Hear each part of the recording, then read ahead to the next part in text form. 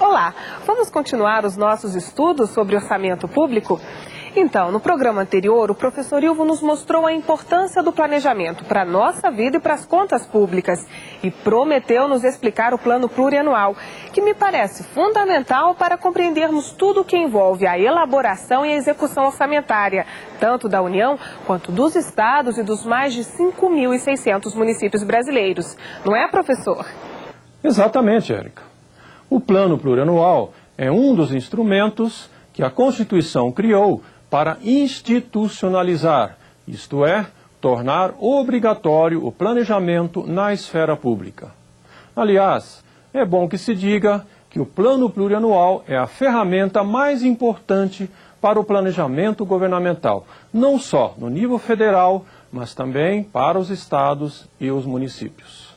Em resumo, é através dele que os governos procuram definir as soluções para os problemas mais variados que se possam imaginar: saúde, educação, segurança, transportes, meio ambiente e assim por diante.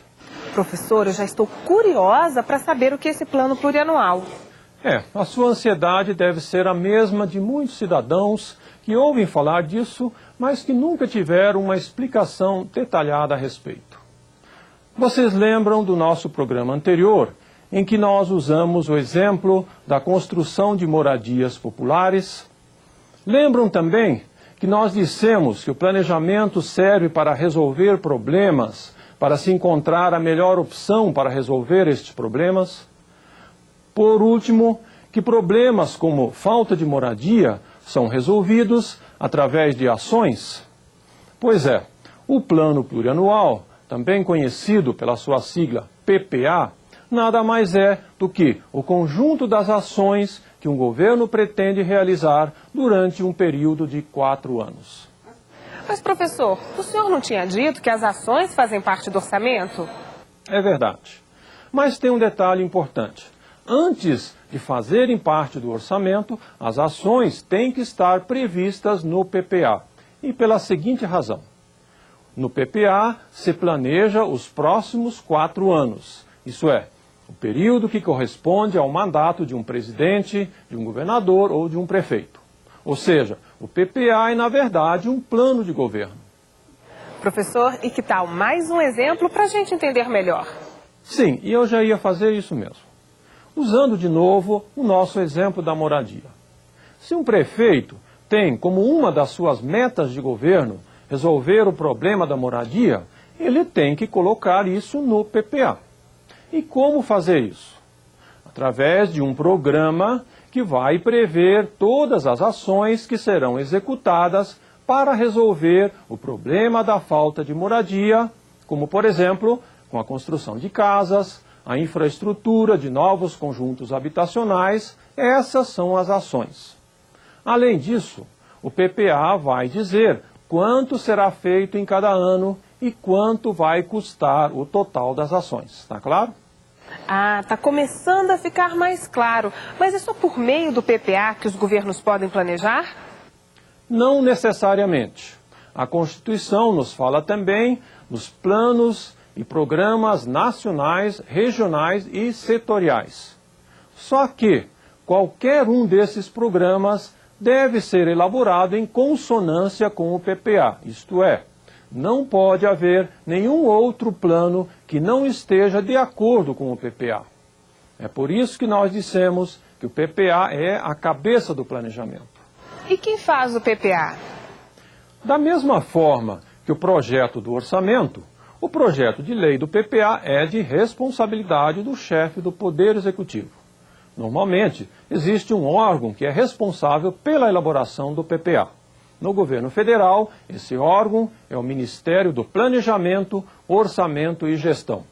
Os outros ministérios participam dessa elaboração e o Ministério do Planejamento é quem faz a montagem final do plano. Depois disso, o presidente encaminha o projeto ao Congresso para discussão e votação. Vamos ouvir uma explicação técnica muito importante do Dr. Ariel Cecílio, lá do Ministério do Planejamento, Orçamento e Gestão. O planejamento é um contrato.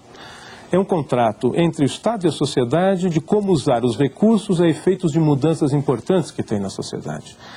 E isso é importante quando nós estamos no meio de um processo profundo de consolidação democrática no Brasil. Portanto, pensar que nós criamos uma Constituição em 88, voltamos à democracia e a consolidamos nos anos 90, é uma espécie de coincidência com a valorização do instrumento de planejamento como uma espécie de contrato social onde o gasto público que deriva das contribuições da sociedade, pois está claramente identificado para que serve, quais as mudanças que se pretende e como ele vai, em que prazo e para quem serão essas mudanças, quem serão os beneficiários dessas mudanças. Então, o planejamento introduz o conceito de compromisso do Estado, de transparência, de racionalização do gasto e de melhoria na gestão pública voltada para a sociedade.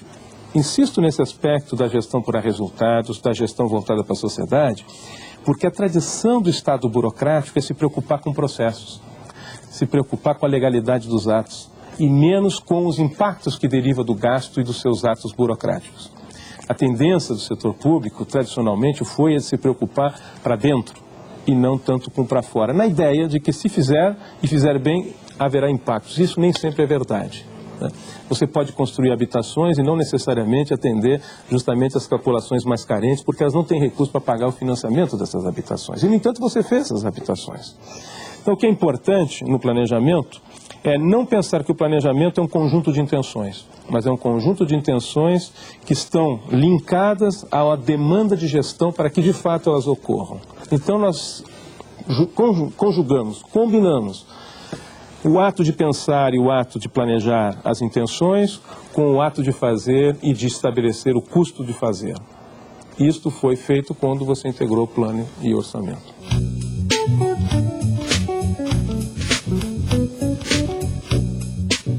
Professor, e existe uma época certa para se fazer um PPA? Existe sim.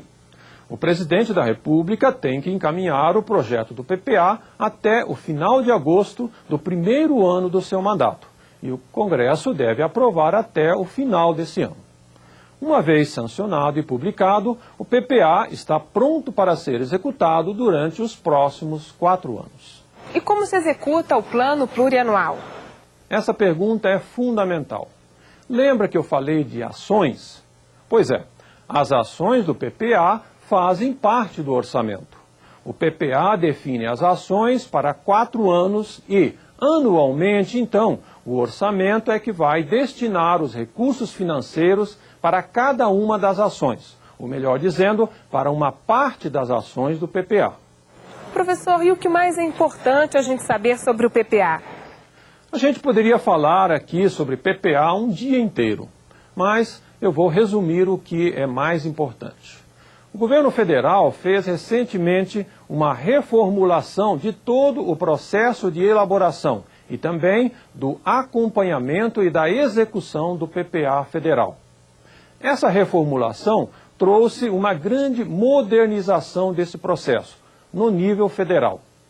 A legislação que deu embasamento para esse trabalho foi o Decreto número 2829, de 29 de outubro de 1998. Os estados e os municípios têm autonomia para elaborar o seu PPA, mas os conceitos devem ser os mesmos previstos no Decreto 2829. Além disso, os estados e municípios devem criar os seus próprios programas. Os programas são, por assim dizer, os instrumentos que contêm as ações para resolver os problemas da população. Programa de combate ao mosquito da dengue seria um bom exemplo. Nós ainda vamos falar bastante sobre programas nos nossos próximos encontros. E falando em próximos encontros, eu acho que o nosso tempo já está terminando. E eu vou concluindo com um último ponto importante. O PPA deve ser acompanhado e avaliado durante a sua execução.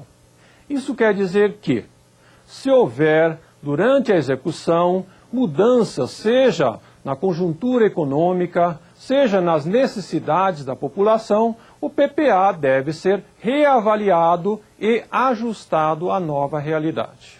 Nenhum planejamento pode ser rígido como uma estátua. Ao contrário, o planejamento deve ter flexibilidade para se adequar às mudanças que acontecem durante a sua execução. É como um barco à vela, que precisa de um leme para corrigir o seu rumo quando o vento muda de direção, por exemplo. Bom esse exemplo, hein? Professor, e o tema do nosso próximo encontro? No próximo programa, nós vamos tratar de um outro instrumento de planejamento, que é a Lei de Diretrizes Orçamentárias. Até lá e obrigado. Obrigada, professor, e até o próximo programa. Tchau, gente!